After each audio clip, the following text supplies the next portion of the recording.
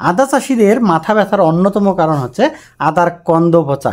এই রোগের কারণে অবস্থা অনুযায়ী 30 থেকে 80% পর্যন্ত ফসল নষ্ট হয়ে যায়। এই রোগের কারণ পিথিয়াম এফাইনিডারমেটাম নামক ছত্রাকের আক্রমণে এবং আরুইনিয়া ক্যারোটোভরা নামক ব্যাকটেরিয়ার আক্রমণে, নেমাটোড অর্থাৎ কৃমি, রাইজোম ফ্লাই অর্থাৎ এক ধরনের মাছি পোকা আদার কন্দ পচা রোগের জন্য দায়ী। এবার আমরা জানব রোগের বিস্তার। উচ্চ তাপমাত্রা তথা 23 ডিগ্রি থেকে শুরু করে 30 ডিগ্রি সেন্টিগ্রেড তাপমাত্রার সাথে বাতাসের আর্দ্রতা হচ্ছে 85 থেকে 90%, অর্থাৎ রোদ হচ্ছে এবং বৃষ্টি হচ্ছে, এমন আবহাওয়ায় কিন্তু আদার রোগ দ্রুত বংশবিস্তার লাভ করে। এছাড়া ভারী বুনটের ভেজা মাটি, রোগাক্রান্ত বীজ, সেচের পানি কিংবা কৃষি যন্ত্রপাতির মাধ্যমে এই রোগের জীবাণু কিন্তু বংশবিস্তার লাভ করে থাকে। বিস্তারিত জানতে কৃষি রকমারি সেবা ইউটিউব চ্যানেলের এই বিষয়ে লং ভিডিওটি দেখতে পারেন।